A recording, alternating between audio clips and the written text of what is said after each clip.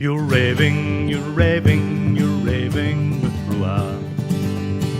Fabulous songwriters from Belgium and beyond, the lowlands, the highlands, and far across the pond. On Instagram and Facebook too, you can follow, like and share. Please hit subscribe and join the tribe from the comfort of your chair. You're raving, you're raving, you're raving with Evening all, how are you doing? Good evening or good afternoon if you're watching over in Canada live, where my guest is from tonight. How is everyone doing? This is episode 56 of Raving with RWR here on my YouTube channel, Songs from the RWR Room, celebrating singer-songwriters from Belgium and beyond. And you're all very welcome back to the show. Small part of what I do here on the YouTube channel, but a very fun part of it. As tonight, of course, as always, our stream brought to us courtesy of G-Sharp Guitars, their Norwegian Kansas connection there. Check them out, the world's finest travel electric guitars. I hope you're all doing fine and well. Let's have a quick look if there's any live viewers already. If you're watching on YouTube, please hit that subscribe button and hit the notification bell down there as well. That helps the channel to grow and it helps me get the songs out there to the world. And of course, if you're watching on Facebook, you're all very welcome as well. And I hope we're broadcasting to both places right now. Let us know if we are. If you hear us loud and clear, we already have Christoph, last week's guest, is there as well. This week's guest, indeed, it was only last Wednesday. Hello, Christoph, and very welcome. That's a hello to Paul there from Austria. Talking about a double bill there in Tyrol. We'll talk about that. Maybe Paul remembers that gig in Austria. We'll ask him. And of course, Chris Link is there from Germany. Guten Abend, sir. All the stalwarts, all the top fans are in. Paul Fogarty from Germany is in as well. Great to see you, men and boys and girls. Good to see you all. As we're coming up to the Christmas period as well, if you'd like to support the channel, of course, there is a PayPal link there. The virtual tip jar is in the links below. And, all donations greatly received. Of course, you can always hit that donation button should you feel like doing so. I've got a shop linked to therwrroom.com with loads of merch. What isn't in the shop, but is here with me, courtesy of my dear friends in Kaiser Capo land. Kaiser Musical Products have very generously offered me a custom capo here, a black and white Kaiser capo. Branded with the RWR Room logo. So they're on sale from me directly, and there's a few left if anybody fancies one of those. Lifetime guarantee and all that good stuff that comes with Kaiser Capos. So yeah, without further ado, I'm going to plan, head over to our dear friend Paul O'Brien, and he should be there in Canada. Are you there, sir? I'm here. I'm absolutely here. Hello Thanks there. for having me. I have to say, I love what you've done with your hair, and me too. Do you know you're not? There was people asking about it earlier. You're not the first to say it to me, to be honest. But, you mentioned Kaiser, but I'm sponsored by L'Oreal, so it's because you're worth it. Because I'm absolutely worth it. Welcome, Paul O'Brien, all the way from Canada. It's great to see you. We were having a joke there earlier on, folks, in case you're wondering. Paul posted a picture there on his socials there to say that he was in hair and makeup for at least 2 hours for this show tonight. And I said, oh, no, I'm going to have to do the same. So there we are. We're the same barber. We're good to go, sir. Are you doing fine and well over there? I know lockdown and all that stuff has hit you hard as a touring musician. And tell us a bit about that. How did that go for you, or how is that going for you? Are you bury yourself in songwriting, or did you kind of take a step back from it all? Or tell us a little bit about the lockdown situation. You're right. It's affected everybody. I was on tour when it all kicked off. I was in Germany and had to get home quickly in March the 16th, day before Patrick's Day, and then the 2 months of the tour was gone. So then I headed back to Canada, and the winter tour was cancelled as well. But luckily, we had a project. We bought an old cottage on the Fundy coast in Nova Scotia 3 years ago. So it gave me a great opportunity to get that to get it finished. And that's where I'm talking to you now from. little place of 1870s. It was built, and we renovated it. So in some ways, it was good in many ways to come home early and work on the house. I mean, I miss playing, but I had something to do, which was great. Oh yeah, it looks like a beautiful surround. Looking out your windows there from here, it looks like a beautiful surroundings that you're in there. Yeah, it's beautiful. We're on the Annapolis Valley in Nova Scotia, so we're on the west coast of the island, so not the Atlantic side. And so if I point out in that direction out there, that's to New Brunswick, but the Bay of Fundy is right here, and I love the water. I always wanted to live by the water. It was a life dream for me. You know, I grew up in the middle of England, but I always wanted to be by the sea, and so this is a dream come true, to be honest. Oh, it looks amazing, and I love that you've got a lot of your guitars. Maybe not all your guitars, but like me, it's nice to have them around you. We'll talk. We are going to talk guitars later on, for sure. But so you grew up in Birmingham in England, but you're of fine Irish stock. Is that right? Yeah, absolutely. My parents are Irish, and you know, every relation I believe I have is Irish. You know, but in the 60s, like many Irish, emigration was a big thing, and my grandfather had already left Ireland to go and work in Birmingham, and so you know, family follows family, and so my mom and dad went to Birmingham, and that's where they raised us, as you know, 4 of us. And then in 84, they went back to Dublin with my siblings. So they're back in Ireland now. And so apart from, actually, I have a brother and a sister in Dublin, and another brother in Holland, actually, in The Hague. So, and I'm here. So and you ended up over there, but it must have been a great move. We obviously no regrets about that move, I'm sure. No, I mean, it was difficult, even though the language is the same. It was still a huge leap. I can remember about 2 months into it, back in 2004, myself and my wife, Louise, we had a deal that we have 3 children. And so the deal was that if 3 out of the 5 wanted to go back, we would. But that never happened. Often it was 2 out of us, and often it was Louise and I. The kids loved it. But I remember one night, I think it was a pretty hit rock bottom. I was feeling very homesick, and I was watching the night webcam of the Bull Ring in Birmingham. Now, this was before the Bull Ring was all fancy now. I mean, it's a beautiful city now, but it was a webcam from the middle of the night, and I was just staring at it. I thought, this isn't going to work. But you get used to it. You find new friends. You find a new identity. And you know, my parents were immigrants. I'm an immigrant. It felt kind of natural in some ways. Yeah, and would you say? I mean, do you feel that more so now around the Christmas time? Are there are obviously certain parts you miss your family, I'm sure. Are there parts of England though that you would miss, or a certain, you know, things, little things, big things that you'd miss about Birmingham now? Oh yeah, totally. Birmingham is a fantastic city, absolutely amazing, multicultural, incredible Irish community. The 3rd biggest Patrick's Day parade in the world, after Dublin and New York. Right. Incredible friends. I couldn't replace it, and I think that's the secret of being an immigrant, is you should never try. You can never recreate. I mean, I spent 36 years there and grew up there, and you can't replace that. Yeah. You just have to respect it and look back at it. But I can't find a replacement. I have to just find something else. Yeah, indeed. And when going back to your touring, your touring world, I mean, up to Corona anyway. We have a lot of kind of mutual friends, and you were saying before to me that Vin Garbutt was one of the bigger influences on your life. How did that come about? The great Vin Garbutt. Oh well.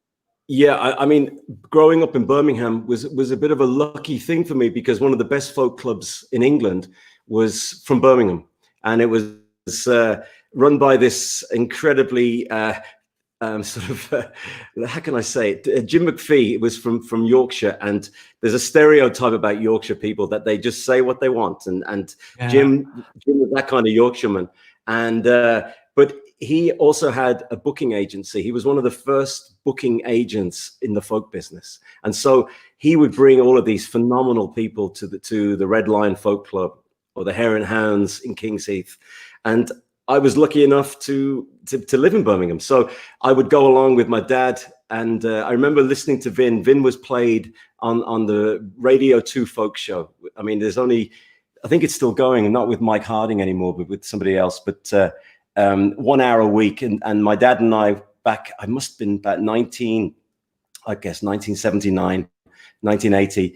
We're listening to the radio, and then Vin comes on, and we both look at each other and go, "Holy, who's that?" And then a few weeks later, he plays at the folk club. So then I went to see him, and incredible performer. I mean, in my opinion, the very best.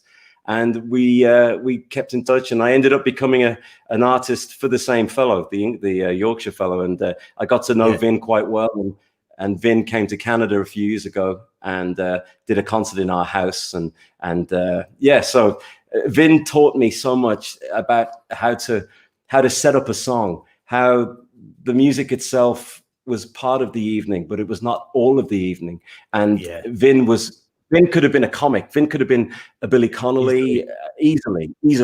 And the way he would set up songs was unbelievable. And it just taught me that it's not good enough to simply sing at the audience. You have to do a lot more if you want to really get them on board.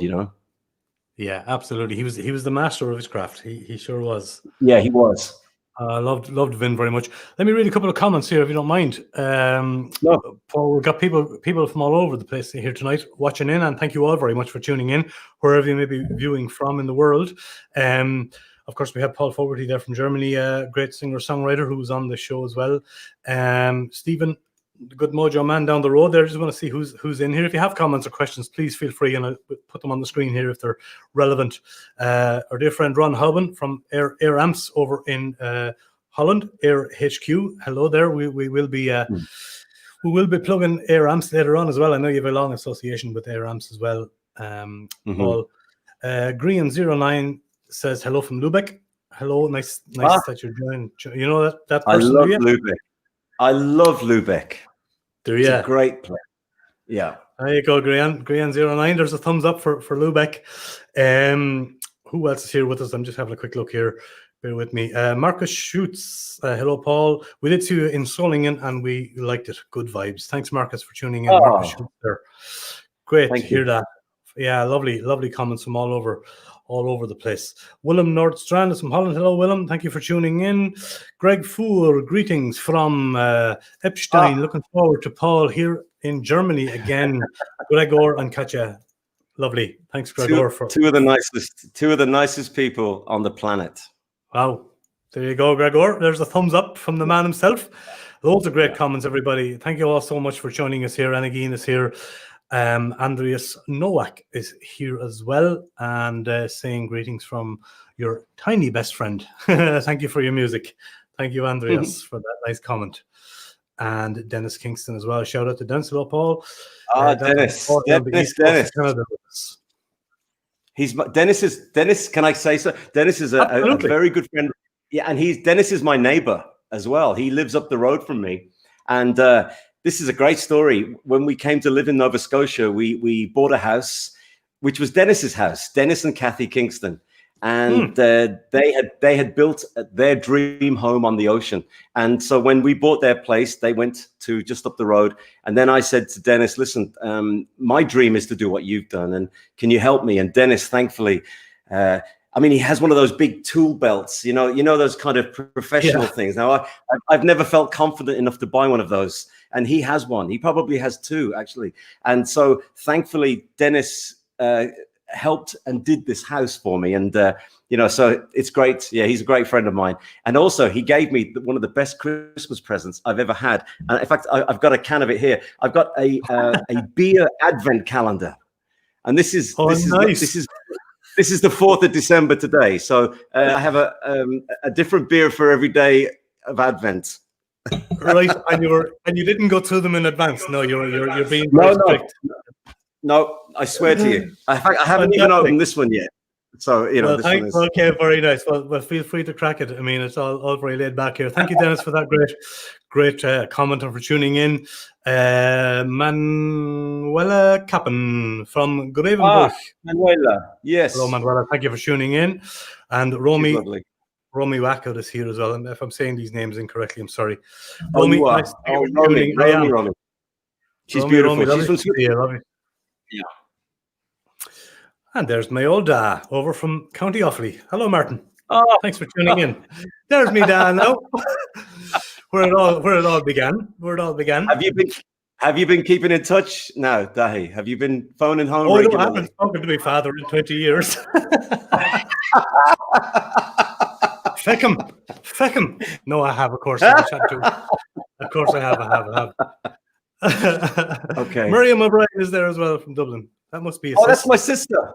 That's my sister, yeah. Keep it in the family. There you go. There you go. And thanks again to all of you tuning in. Scott as well, Scott Henderson. Hello to my neighborino. Scott's a great piper. He's a great musician. Neighborino. Great to see you, Scott. Thanks for tuning in. Listen, we're gonna play a song. We have loads of chat to get through, and it's someone told me you're a good talker. I don't know, but it's the school teacher in you, I think. Maybe. But yeah, tell me about this great song, "The Listener," please. Oh, okay. Well, thanks. Well, like you, Dahi, I've been at the receiving end of so much friendship from people, Germany and Holland and Switzerland.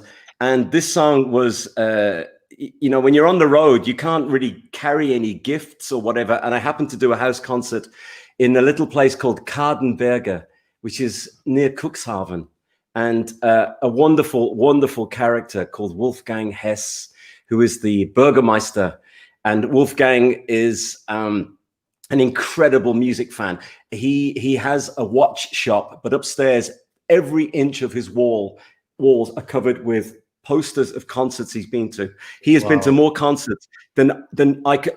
Honestly, I don't even know how many. And he's a huge fan of Irish music, but he's a huge fan of many, many great German artists. Anyway, I was doing a concert in his house. It happened to be his birthday, and I had no present. And so, you know what it's like. It's a great way. It saves a few bob, when you write a song, and you don't have to rap it.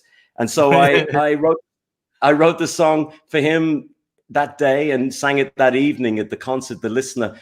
And it became a song that I sometimes finish the concerts with, and to say thank you for people that come out and see us, and don't stay home, and we'll sacrifice an evening to come out and sing and listen to somebody maybe they've never seen before. And so it's a kind of a thank you song for everybody who's a member of the audience.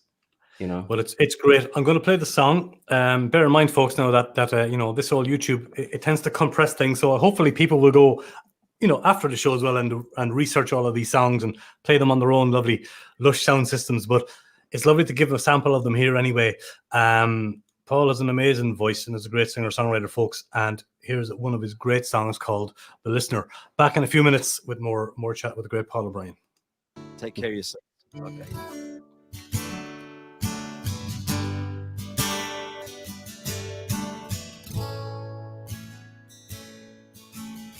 I am a weary traveler on the road, and I'm far away from home, and I'm feeling like I've lived 1,000 years, mostly on my own. But I can see a light in the distance, burning bright, and I know I found a place that I belong. I don't know if you know what it's like to have somebody love your songs, who knows the words and always sings along. You couldn't love the music any deeper, so my thanks go out tonight to you, my friends, the listeners. Oh,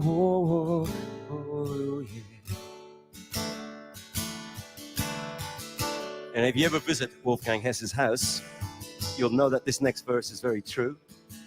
The pictures on the wall, they tell me everything I ever need to know.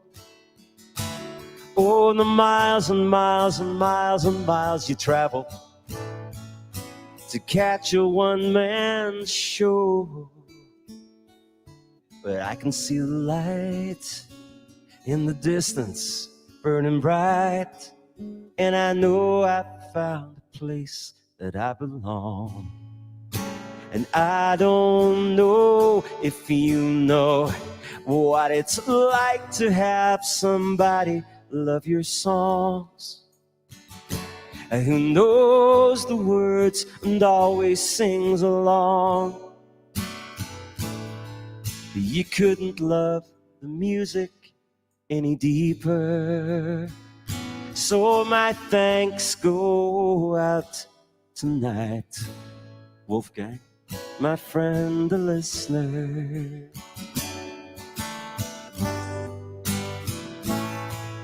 And you played the blues and you paid your dues, and God knows you've heard us all before. Yet still you find the time in your heart to open up your door. I can see the light in the distance burning bright, and I know I found a place that I belong. I don't know if you know what it's like to have somebody love your songs, who knows the words and always sings along. We all couldn't love the music any deeper, so my thanks go out tonight to Gabby, of course, my pinky friend, and you, my friends, the listeners. Oh, oh, oh, yeah, la, la, la. You, my friends, the listeners. Thanks for making me very happy tonight. This has been a real highlight of my time here in Germany. Thank you, everybody. Good night.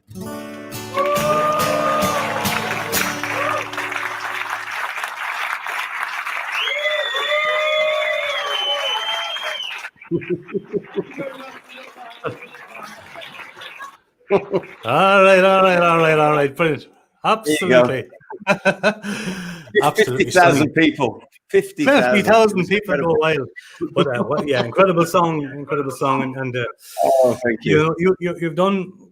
There's nothing like it really in the world, as you were saying in that song, Paul. And I've been so fortunate as well to have been blessed with listeners and people. As you said, you cannot love the music any deeper, as you said, and when you walk out there and sing songs that you've written to people who know the words and sing them back and want to hear them again and again, it's a very beautiful thing, and we're so fortunate to as I'm sure you'll agree, to have that in our lives. Absolutely. Absolutely. It's a wonderful thing, and we're whether you write 2 songs or 2,000 songs, to walk out there and do that, I think it's just incredible. Really is. I mean, thank you very much, by the way, Stephen, for that lovely comment. And we have John from Oslo. Great to see you. Thank you all for tuning in from all over the world. Really, it's fantastic today. What I was going to ask you though as well, that song was performed in Germany. You've toured all over Europe, Germany in particular. We met for the first time in Frankfurt at Music Messe. Yes. 2015 or so. You were there with Air Amps, I believe, and Air Amps and which guitar company? It was a Czech, the Czech guitar company called BSG Guitars. Jan Stoiber Czech. That's company. right. You were there with Yeah. AER as well, and the website. Yeah. All of these links will be below in the description, folks. All of Paul's affiliated and associated links will be below later on. But yeah, going back to the German scene and the European scene, you've been out here. Your tours lasted quite a long time, didn't they?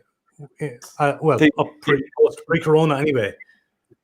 Yeah, they did towards. I mean, it all started. The first tour was 10 dates back in when would that have been? 2010. 2010 was the first tour. No, sorry, I beg your pardon. 2009, 10 shows.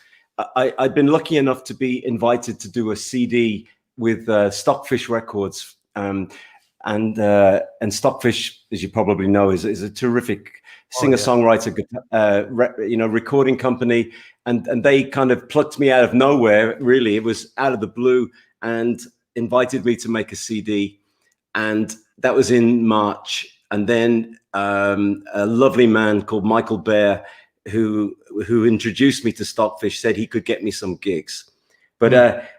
I was convinced nobody would be there. I never played in Germany. At maybe one gig back in the 80s with an Irish band. I was completely unknown. And I remember very, very, very, very clearly on the first night of the tour, I was in Kiel. And the band I have with me, who I still have with me, Lars Hansen and Heinz Lickius and Uli Kringler we were in the dressing room, and I just said, guys, listen, thanks for doing this, but really there's going to be nobody there. But I want you to know that I've really enjoyed rehearsing, and thanks so much for your efforts. And I walked out, and it was a full house, and it was like, I seriously couldn't understand. And so my love affair began, particularly with Germany at the beginning, and then on to Switzerland, of the generosity of people who will take a chance to go out and see a concert. You and I have spoken about this. That's the Irish don't do it. Yeah. The Irish don't do it. The English don't do it. The Canadians don't do it. The Americans don't do it. But the Germans and the Swiss and the Holland, people in Holland, and I'm sure in Belgium, they will take a chance. They will, but not. We were talking about the level of respect also in these rooms. You can walk into a place that isn't necessarily a Prat Cafe, as they call it here. It isn't necessarily a paid-in gig. And of course, in England and Ireland, if you are at a paid gig, a folk club or something, yes, you'll have a listening crowd, but it's so much greater here, I find, in the European scene. You probably found the same. Absolutely. The amount huge amount of respect for the arts in general, but singer-songwriters. I think this is why. You have a lot more people coming out to live here and live in Europe in general. And I found over the years, more Americans wanting to come and tour Europe, of course, not only because of the respect for music, but of course, shorter distances, as we were saying, 2-3 hours, you're in a brand new country, right? Absolutely. But, I step off the plane for every tour that I do in Europe, and I feel like an artist instantly.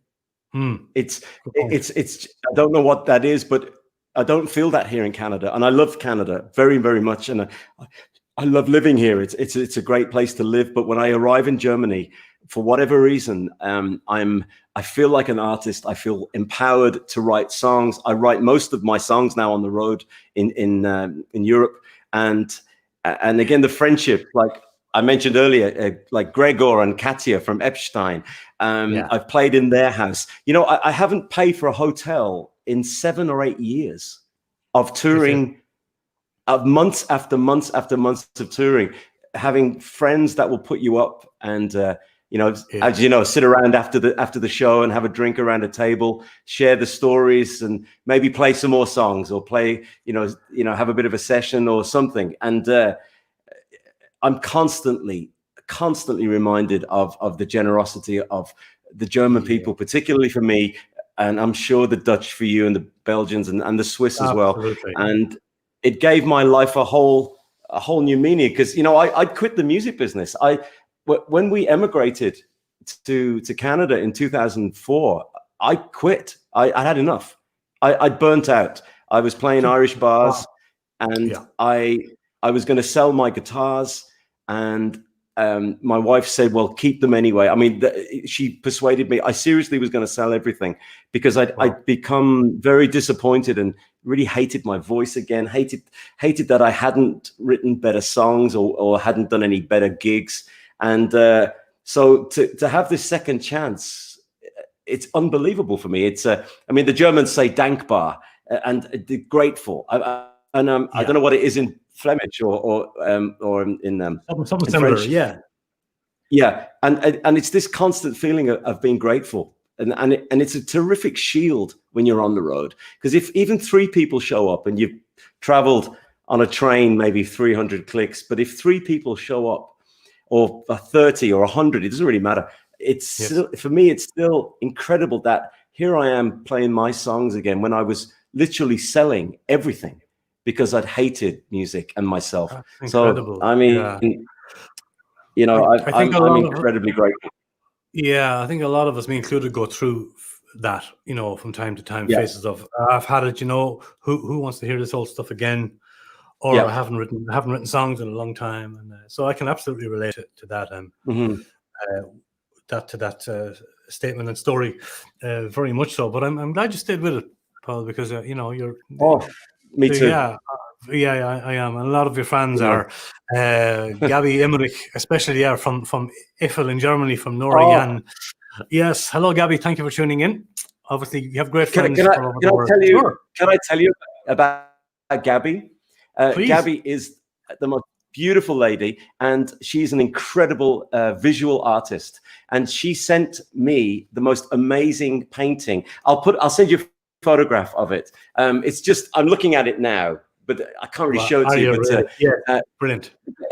Gabby and her husband Tilo and Yana and Nora, their kids, again, friends, just like really great friends. You know, not people that you just think about the money or the gig. It's so much more than that. It's so much more. It's so much more. We cannot forget Mary and Michael O'Brien as well, who are tuned in. Mommy and Daddy. Hello, Mom and Dad. Thank you very much for being here with us. Very important that we give a shout out to the Mom and Dad. Absolutely, absolutely. A couple of more comments, if you don't mind. There's so many great ones coming in here from all over. Lavi, woohoo, Viel Grus, South Hanover, from Lavi. Yes, so Mika, Madeleine, Bibi. Yeah, I see you have so many great people from all over. Have you done that gig, Dahi? Have you done the gig in Hanover? The canopy? I haven't. No. Oh, no. You have to, my friend. I'll sort it out for you. Don't worry. That, mate. It's great. I'll get you Barbara, that one. No worries. Well, you give me that one. Thank you so much. Hey, Barbara. Thank you for tuning in. Bernard Buckman is here as well. Yes.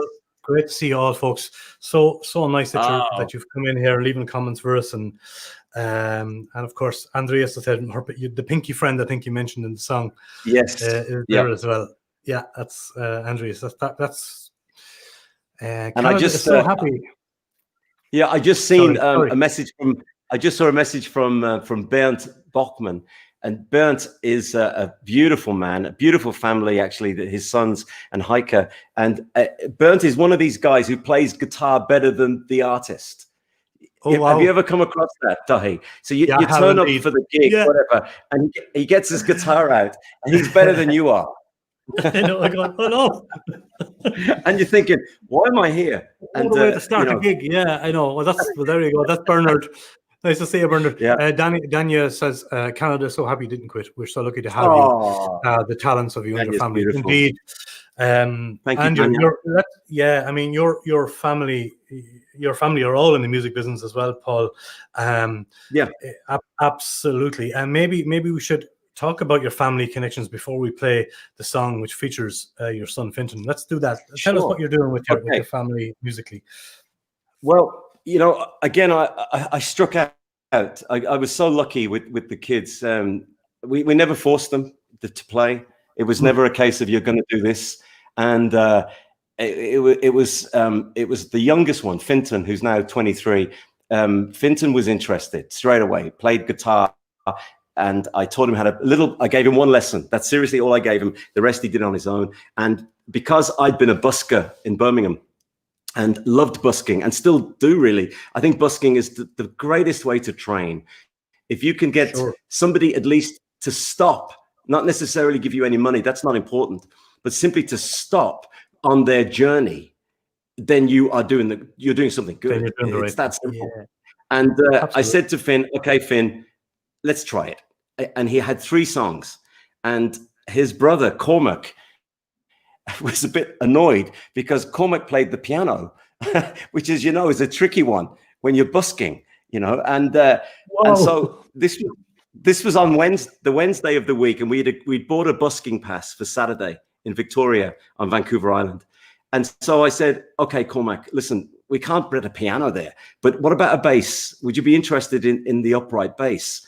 And he said, I'll give it a go. And so I bought one on Thursday, and he played it on Saturday. These 3 songs with Finton, 3 Beatles songs. And we did them consecutively for 1 hour, these 3. I don't know how we survived.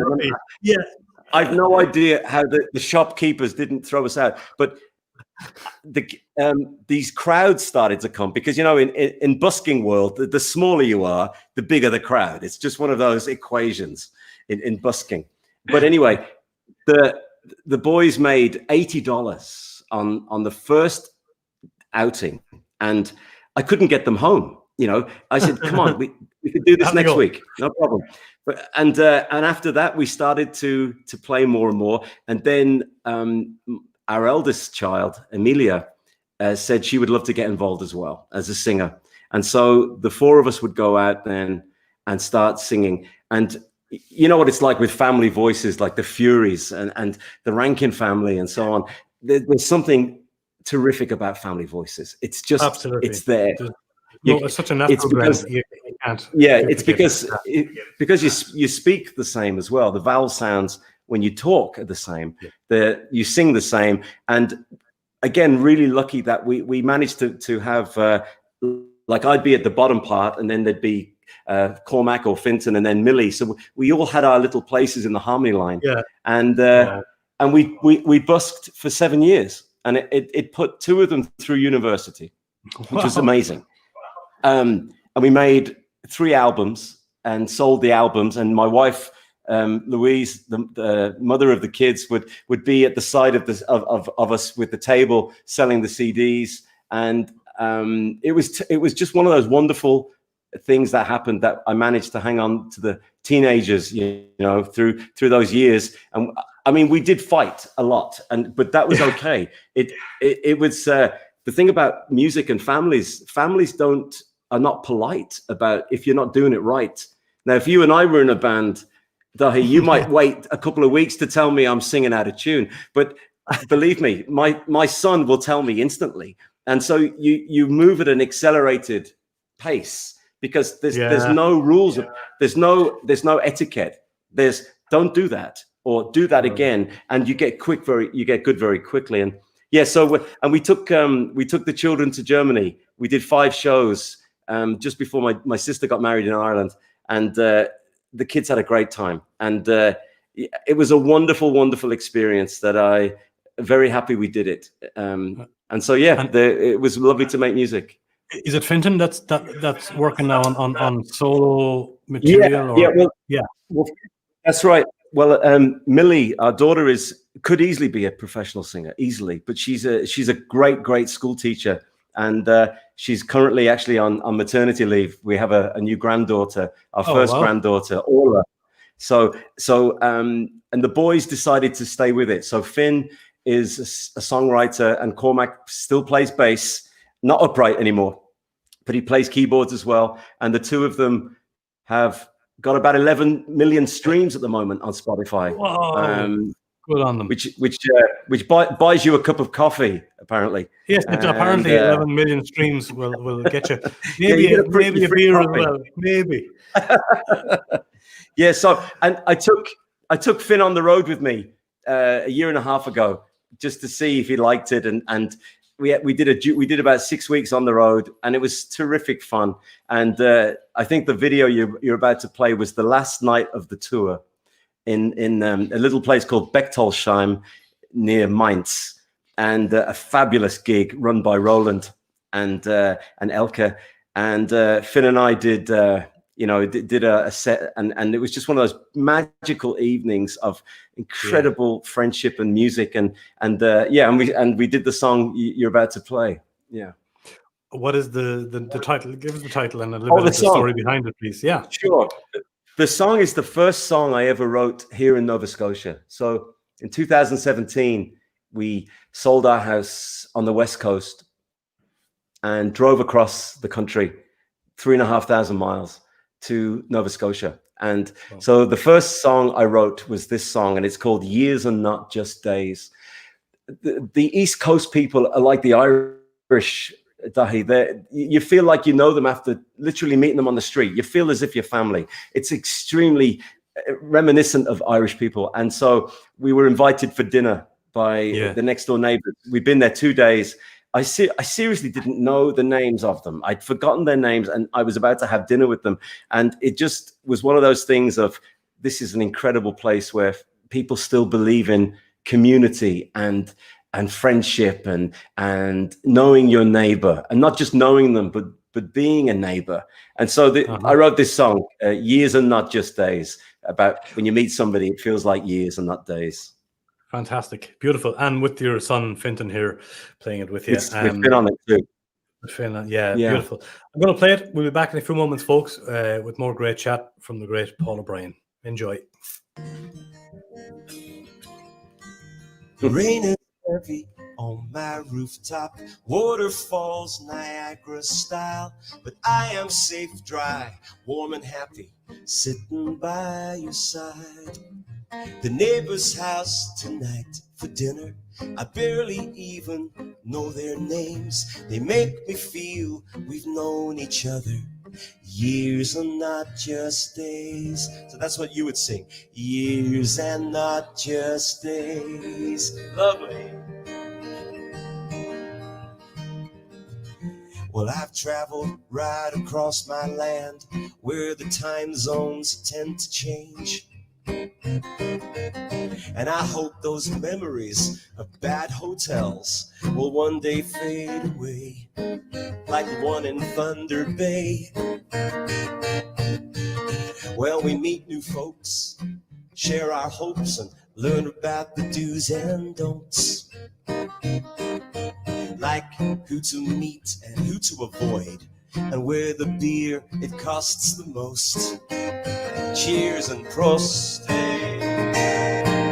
The rain is heavy on my rooftop, waterfalls Niagara style, but I am safe, dry, warm and happy, sitting by your side. The neighbor's house tonight for dinner, I barely even know their names. They make me feel we've known each other years and not just days. Well, I might join the community brass band. Seems like they're looking for recruits. They don't ask me how good I am. Guess when I play, they'll know the truth. I guess I will too. Well, we talk about the houses for sale, and will the black fly come this way? And is the basement wet or dry? And will there be snow up to May? Hey, but that's okay. The rain is heavy on my rooftop, waterfalls Niagara style, but I am safe, dry, warm and happy, sitting by your side. The neighbor's house tonight for dinner, I barely even know their names. They make me feel we've known each other.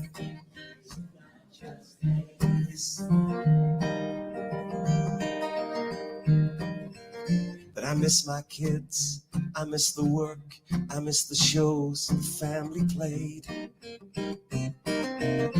Now I'm a stranger in my town, no one even knows my name. I'm just a CFA. The rain is heavy on my rooftop, waterfalls Niagara style, but I am safe, dry, warm and happy, sitting by your side.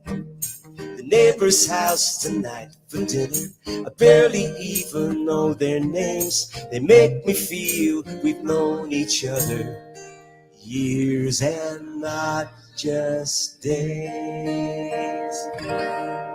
Thank you very much. Thank you. Years and not just days. That's a catchy little number, sir. There was only 30,000 at that one, so you can't hear them so well. No, okay, there's only 30,000 in that crowd. Yeah. No, beautiful gig, and fair play to Fintan, and I wish him all the very best with his musical career. Maybe down the road he can come on and we can talk to him about what he's doing. When he's got some songs written. Yeah, it'd be lovely to talk to him here on the thing.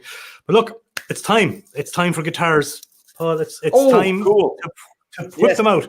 We have. Look who's with us. Look who's with us. Speaking of guitars and air amps, Andreas has dropped in to say hello, Mr. Andreas. Okay. Andreas. Okay, lovely to see you, sir. Yes, very nice that you joined us in. That you joined, and Mr. Stroll Guitars is here as well. Great to hear you talk. Christian, thank you, Christian. You play several types of guitars, and when we met in Frankfurt, you were with BSG guitars, isn't it? BSG, absolutely. BSG. Yeah. I met when I did that record in Germany for Stockfish Records. The guitar player on the session was from Hamburg, called Uli Kringler. Wonderful guitar player. And he's done albums on his own music as well, and wonderful guitarist. And Uli had a BSG, and I'd never seen them before, and I loved his guitar. I mean, he's a great player. And I asked him about BSGs, and he said, "Well, they're from the Czech Republic and so on." And I got in touch then with the company afterwards, and bought one, and then became friends with them. And I got 5 of them now. So my dream is that I've got a guitar for everybody in the family when I'm long gone. That there's one guitar. So that's my justification for buying instruments. Nice one. I'm going to have to start a family. This is the first one I got. This is my original BSG, and I asked Jan to put the cladder on there. It's also like my tattoo and my wedding ring. So this became my kind of thing. So this one has the cladder, and I love this guitar. This was the first guitar. The first guitar that was kind of made for me, and I love it dearly. Internet isn't doing it justice, but let's talk us through the rest of them if you wouldn't mind. Anyway, sure. Yeah. Well, I'll start at the beginning because please. This is where it all began for me. Well, although technically not where it all began. My dad had an Eco, the Italian company, the Eco 6-string. Yeah, which were hugely popular in the late 60s, early 70s. And oh, really? Oh, that's funny. He had an old 12-string. Yeah, he did. Oh, cool.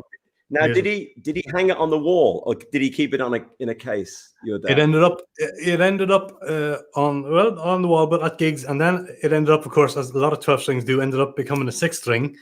Okay. And I think he ended up selling it to the local bar. Okay.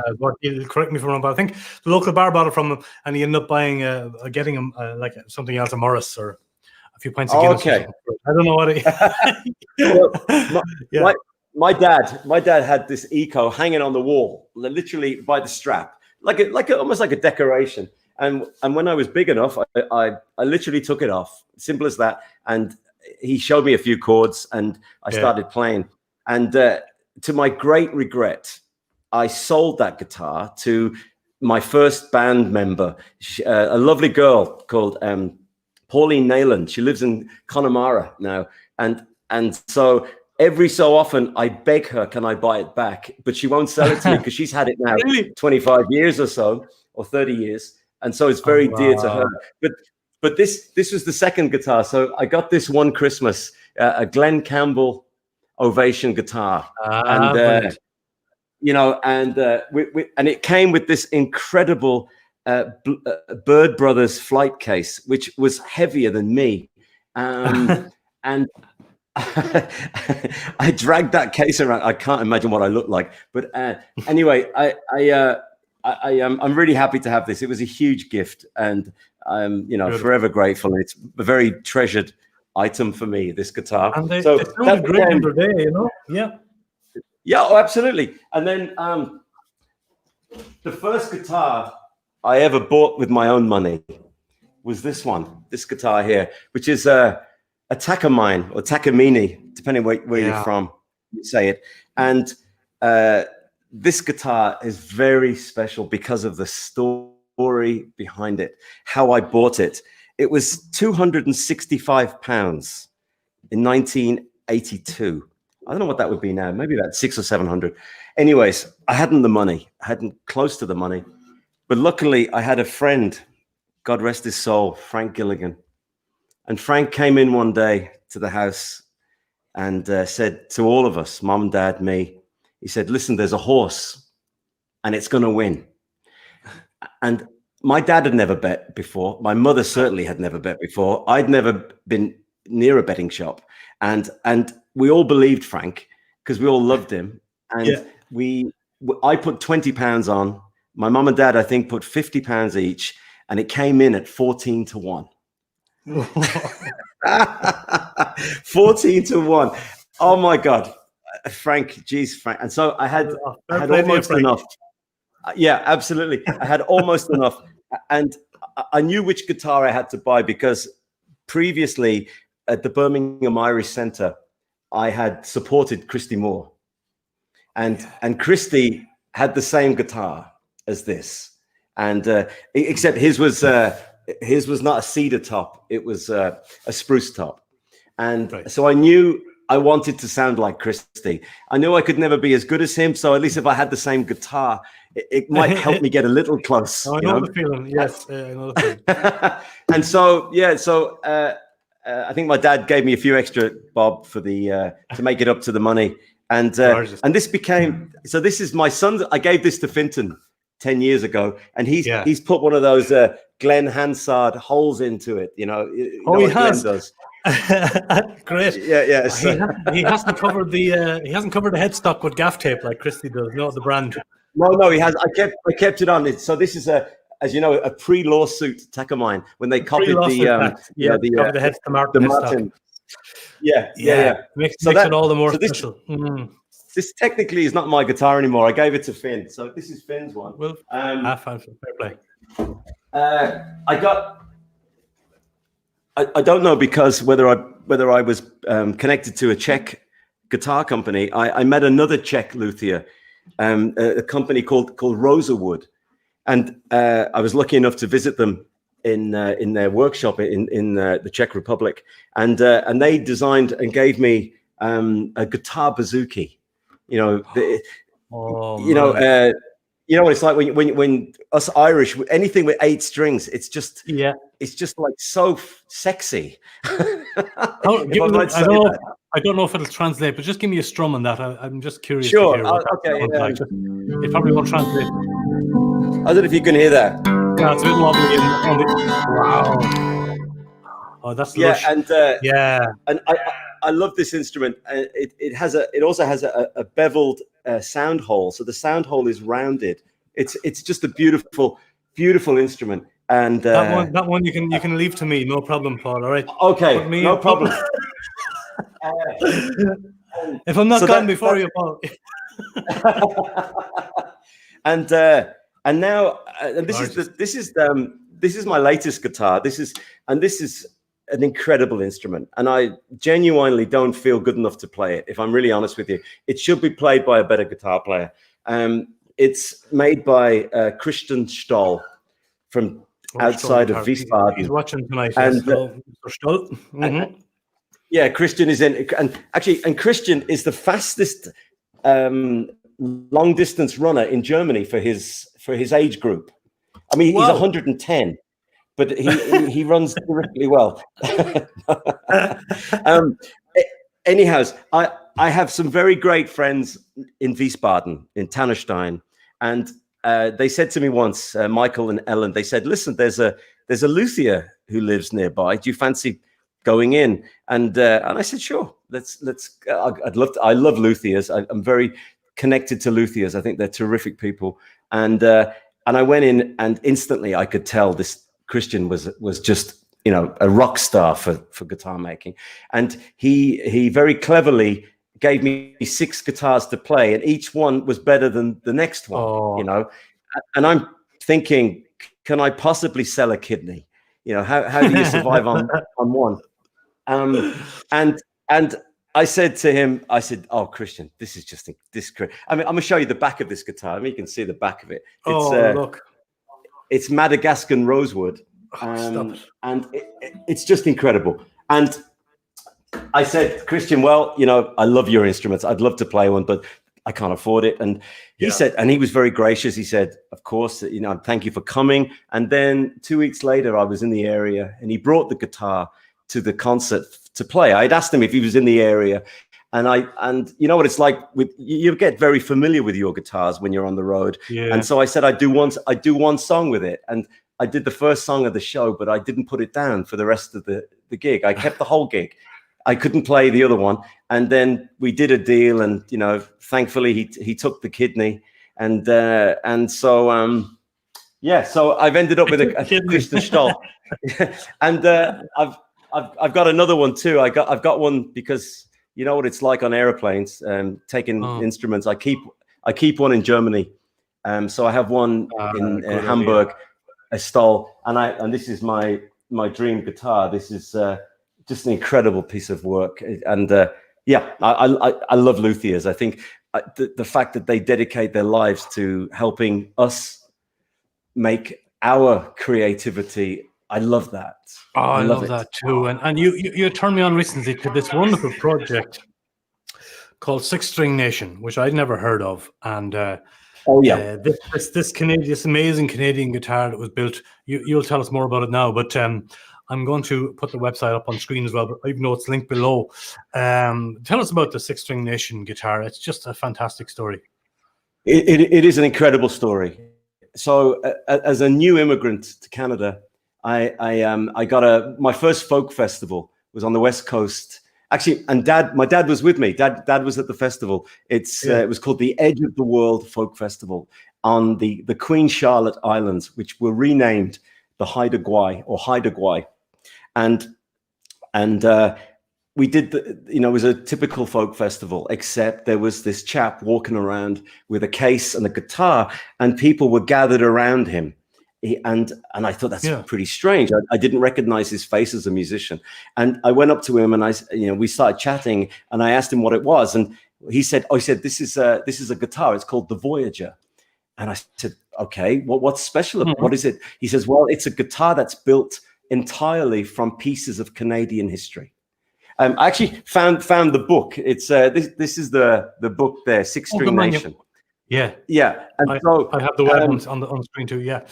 So every piece of the guitar, the top, the sides, the bottom, the fretboard, it has incredibly important pieces of Canadian history. Again, incredible. Some of it would be, if you didn't know Canadian history, you mightn't appreciate it, but maybe you would know of Wayne Gretzky, the great ice hockey player. A piece of his hockey stick is in the neck. Pierre Trudeau, the former Prime Minister of Canada, father of our present Prime Minister, his canoe paddle, a piece of that is in it. Incredible.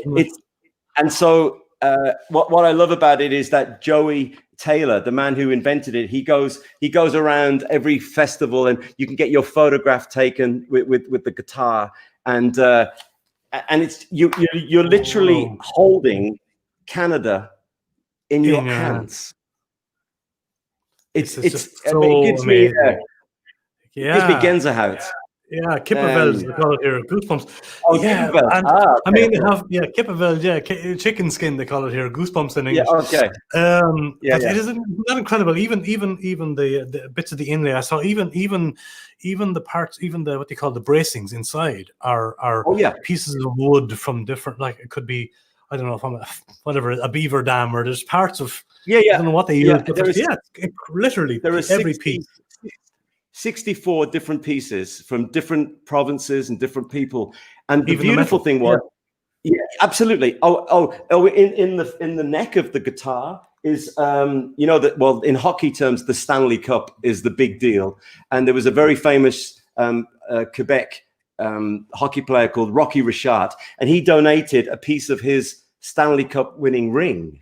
And this is like David Beckham or Marco van Basten or whatever. It's a huge deal. He allowed them to take a piece of his winning Stanley Cup ring, which is in the neck of the guitar. So in Canada, to see that, for a hockey fan to touch Rocky Richard's ring, so to speak, is a big deal. So and Joey Taylor, who came up with the concept, he is such a generous man, and he said, "Do you want to play it at your show?" I said, "Do you mind?" And so I did it. I played it at the festival. And we stayed friends, and I am of the belief that every country should have a six-string nation guitar built from fantastic? That country's history. So I put it out there to any.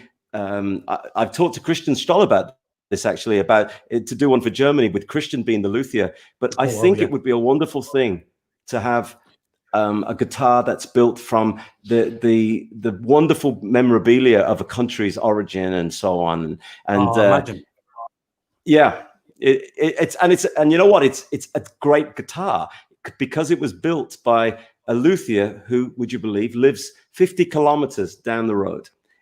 A strange coincidence. Really, and from you? He's a Hungarian immigrant called George Rosani. And George built this guitar. So this guitar is a fantastic guitar. It's not just pieces of souvenirs. It's a first class luthier instrument. Hand-built instrument. And even more special, made by an immigrant. Yeah. Exactly. Yeah, totally. Yeah. Absolutely amazing story. Well, I've linked the websites there, sixstringnation.com. I was fascinated by it when you told me about this when we were doing our test runs for the show, and I was like, never heard of it. Just to get your hands on, as you said, literally the whole country, the whole nation in one guitar. Isn't that a stunning idea? We have a clip of you playing a song on the actual Voyageur guitar, which I'm delighted to have on the show. Yeah. So what is the song you sang? A song you wrote on the guitar, was it? Yeah, I wrote.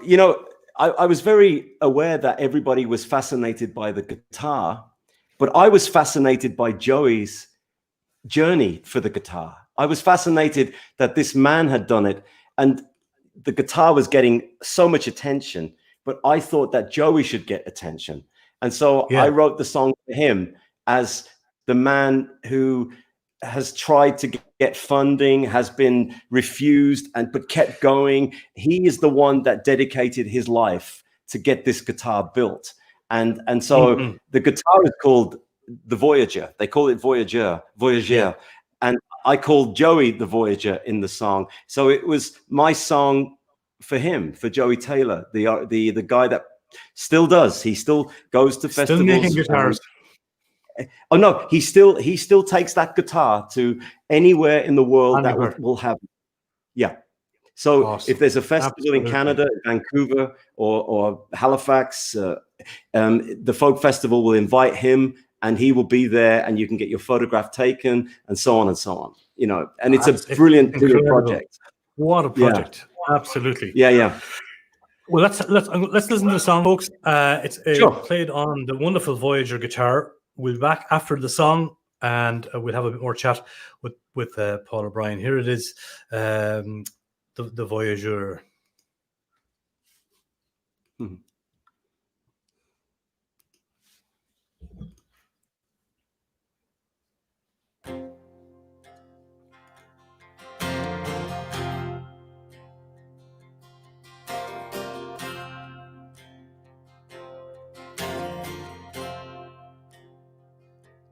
I held history in my hand in Voyageur's northern land, and the golden memory burns inside me still. And though I'm wet behind the ears, I can't believe for years but you struggled walking through your fields of doubt. And you are the voyager. You got a rich man's soul. But you're the gambler that's in everyone, and you gave it all to give me this day, so I can play the history of this land. They will hang their heads in shame and remember not their names when the chance came to bless this journey start. The sublime ordinary, this true North's legacy. We thank you now with all our glowing hearts. And you are the voyager. You got a rich man's soul. You're the gambler that's in everyone, and you gave it all to give me this day, so I can play the history of this land. And I've seen the photographs of smiles and chords and endless faces, and I've read the stories of people in this vast and various nation. From coast to coast to coast, we celebrate this country that I love. The 64 become the millions that I'm round of.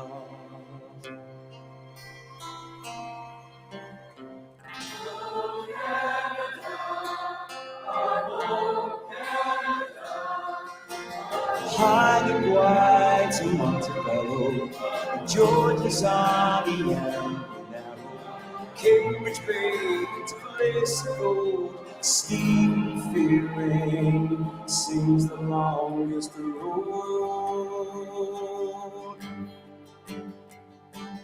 All the battles you have won are victories unsung, except within the hearts of all the faithful. You're the president of me when I paid my court of duty and became a citizen of the six-string nation. And you are the voyager. You got a rich man's soul.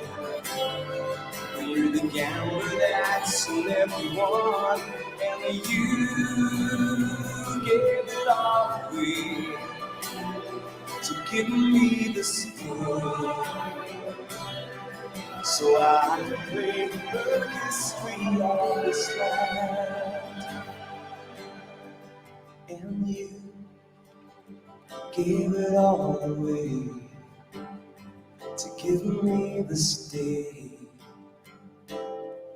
so I can play the history of this land.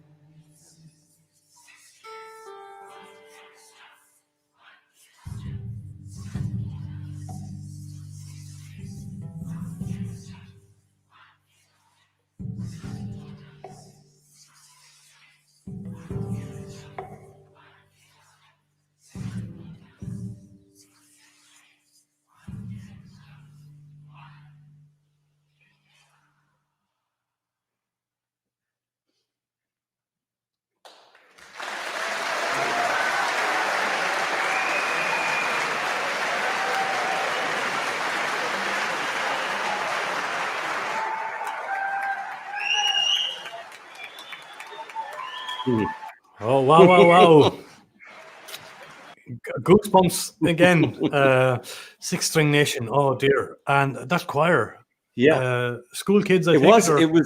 Was the school that the boys went to. It was, and my son is in the orchestra playing that upright bass I bought him. Wow.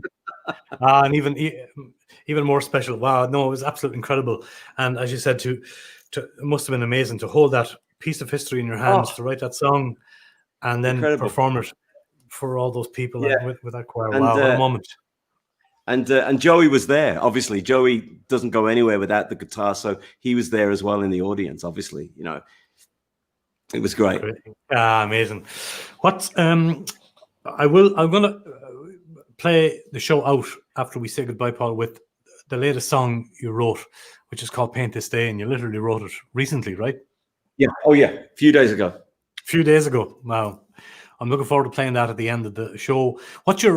Before we go, what is your writing process like? Are you a lyric man first, note taker, and then you add music, or do you find that you need to sit down with a guitar, or does it vary? What is it like for you? You know, these days I'm a guitar. I find the riff and the phrasing within a melody without any lyric or whatever, and then find the story and the words to fit whatever melody I've written, which is not how I used to do it. But that seems to be the way now. I'll, you know, find a tuning that I like or a different sound, and then just play on it. You know, I don't think I'm very different to many writers, and then come up with something, and then try and find the story that can somehow fit that idea. And I mean, it's kind of strange. Everyone is. I mean, I'm probably the opposite. I kind of almost have to have a finished projection, if you know what I mean. So something sort of a story sort of before. Maybe that's strange, but yeah, I suppose everybody's different. I was just curious about your own particular process of and are you predominantly guitar? Do you play piano a bit as well, or do you write on other instruments? Bouzouki, obviously. A little bit of piano. I don't actually have one here. The piano we have is in the barn next door. It didn't fit in this little cottage, but no, predominantly guitar. I mean, I'm not really a piano player, but sure. Sometimes pick up a different instrument that sometimes inspire. I've got a banjo too. I love playing the tenor banjo, and haven't written a song yet on the tenor banjo, but I'm a big fan of the tenor banjo. Is that because of the Irish traditional music? Connection? Absolutely. Yeah, because I never played melody as a younger musician. I was playing, dadgad guitar at the sessions and so on, and I always wanted to play the melody. So I got myself a banjo, and I'm only allowed to practice it when my wife's out shopping. Obviously, obviously.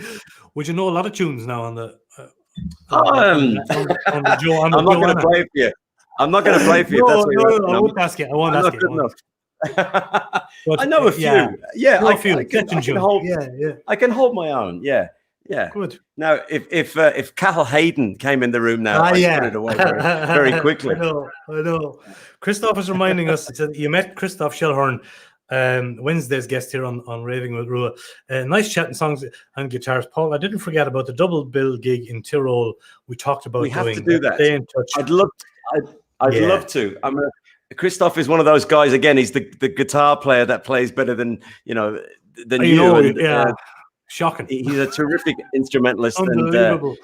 And I would love to go and play more in Austria. I've done one show. That's all I've ever done in Austria, and but they have free Wi-Fi on their trains, which is terrific. Free Wi-Fi. So, you see, you do most of your touring or all your touring by train, don't you? I do all my touring on trains. Yeah.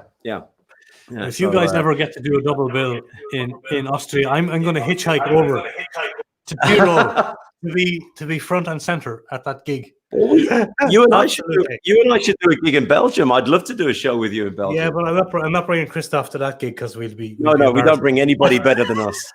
No way. That's the rule, Dave. You and I. That's it. Christoph Schellhorn, you're not welcome to that gig. No. He's laughing now in Tyrol. I know where he is. What's on the agenda? More touring, more recording, writing, anything coming up? Sorry to interrupt us again. People can find out about all your music and get your songs and your CDs from paulobrien.ca, right? Oh yeah, absolutely. If they wish, yeah. Fantastic. So just going back to what the question was: is there a game plan for after lockdown? Are you going to go touring? Are you going to write? Are you going to record? Or are you going to just take it easy for a while and see what happens? No, no. The tour is all booked in 21. It's a difficult time because I'm supposed to be in Germany in February. That probably isn't going to happen. So I moved all the gigs in February to September. So as it stands at the moment, I'm going to be in Europe March and April and May. I don't know if that will happen, Dahi. I mean, and I'm okay with that. It's what it is. It is.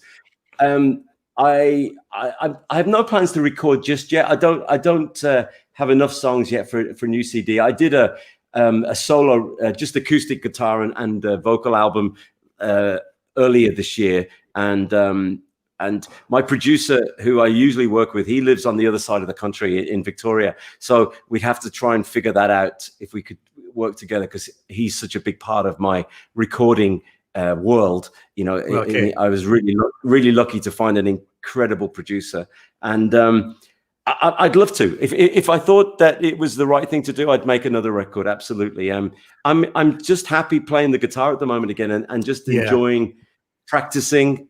And the lockdown gave me all the reasons to play again at home, and not just think about gigs and answer emails. And you know what it's like. You're constantly constant battle, and you're never in the moment. You're thinking, oh, I've got to find that show for next March or next April, and you're the previous year. So this period of time has allowed me to take the foot off the gas and just start playing guitar again, and listening to myself as a singer, and not worrying about filling the diary, you know. No, and that's kind of how it's affected me. Yeah. I mean, thankfully, I've got the male modeling career to keep me through it. So I'm very lucky that way. L'Oreal, I forgot L'Oreal.com. I forgot the website. That's right. Because I'm worth it. That's right. Because you are, absolutely. And I hope you never stop doing what you're doing. I'm a big fan of what you do, Paul, since the first time I heard you sing in Germany, and so happy to have you here on this little stream of mine. And I want to thank you so very, very much for being part of it, and for giving us your nearly an hour and 20 minutes of your time today, all the way from Canada. Pleasure. Absolute pleasure to have you here. The very best of luck with everything you do in the future, and keep up the great work. I'm going to play out with Paint This Day. Tell us a little bit about the song before we say goodbye. Oh, it came from just having time with the guitar, just sitting around and thinking about winter, and you know what it means. I mean, I grew up in Birmingham, right? I live now in rural Nova Scotia, where you have to chop your own wood and stack it back months beforehand, and the guys here have very special ways of stacking. You don't just stack it. Some fella will come around and say, "Hey, come on now, you have to do it this way." And do it right. There's all these wonderful little things about, you know, living in the countryside when you're surviving by the elements. And so it's just about that, really. About the chorus was just like, slow down, you know, breathe easy, welcome winter in, and there's a verse in the song about I tried making beer for the first time at home in a long while, and so I've got and I found there's a great beer shop not so far away, and I found a recipe that I could buy for Theakston's Old Peculiar. Have you ever tried this, Dahi? It sounds amazing. If the word peculiar is in it, I want to try. It's a rule of any beer drinker. If peculiar is in the title, you buy it. It's just as absolutely as that. Sold immediately. And I had my first pint well below my 18th birthday in Birmingham at the Duck Inn on the Hagley Road with a friend of mine called Kevin Jones, and he bought me my first ever drink, which was this real ale called Theakston's Old Peculiar, and I found a shop in Nova Scotia that sells the recipe for Theakston's, so we made some, and so I've got some in the basement downstairs. Fantastic. So when I'm over in Canada, we're going to have pints of peculiar. There's a song there. I'll have to make you some pints of peculiar with Paul. There you go. Yeah, I think I could be the first songwriter to mention Old Peculiar in a song. You could. And I'm hoping for a huge endorsement from Theakston. You could get right peculiar on points of that, I'd say. Yeah, Oh, no better man. Oh, we could get right peculiar. Okay, you have to try it, Dahi. You have to try it. I certainly will. I'm going to have to root it out. And likewise, when you're over in Europe, I got to get you to Belgium. We'll get in here to the room and sing us a song on camera, and we'll sample some of the old Belgian beer as well, Paul. I'd love to. Thank you. Very important. Thank you so much once again. Good night, on Boherlat, and thank you so much for being part of the show tonight, Paul. Have a very happy Christmas and a happy New Year to you and your family. Thank you. See each other hopefully in real life in 2021. I hope so. Thanks, Dahi. Same back to you. All the very best to you. See you soon. Folks, that was the great Paul O'Brien. Here is a brand new song, hours old, called Paint This Day, Carpe Diem. Thanks very much to Paul. I'll see you all very soon on the next Raving with Rua, back on Wednesday. Wednesday night, the 9th of December, with a great local band here in Belgium called Jacobistan. Thank you all very much once again. Thanks to all to the great people who dropped in comments, who stayed watching for as long as you have.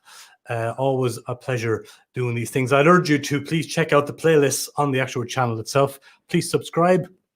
This is a very small part of what I do on the channel. A lot of great songwriters there. And once again, if you're interested in a Kaiser Capo with the Rua Room logo, give me a little email. I'll send you one. There's a few left. Ideal Christmas present. Lifetime guarantee. Check out the shop at theruaroom.com as well. And thanks once again to the brilliant Paul O'Brien and all the great guests from all over the world that tuned in to talk to us and to say hello to us. Here is Paul's song. It's called Paint the Day. Take care of yourselves. I'll leave you with this song and see you next time on the next Raving with Rua. Good luck.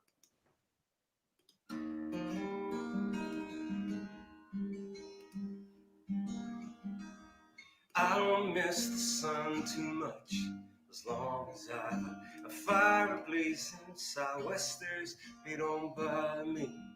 Let them blow all day.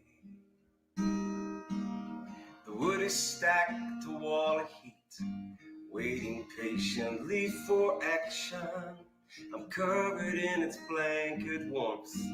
Summer, stay away. Slow down, breathe easy. Welcome winter in. Hold ground, feel deeply within.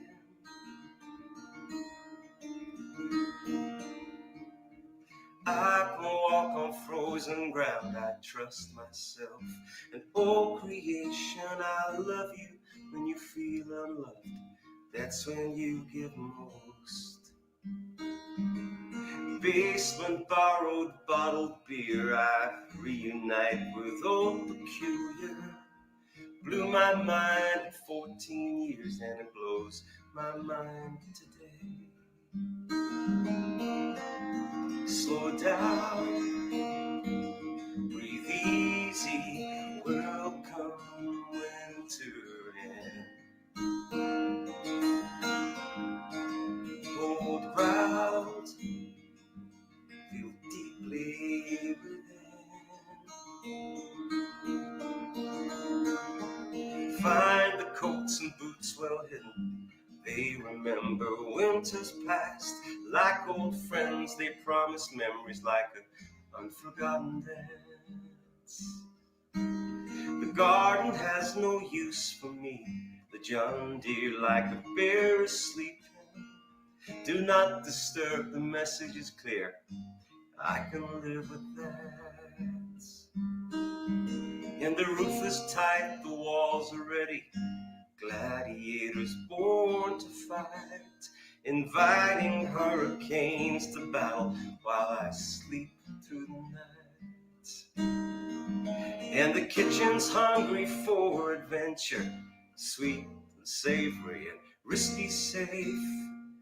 Vince is playing and Charlie's skating. Someone paint this day.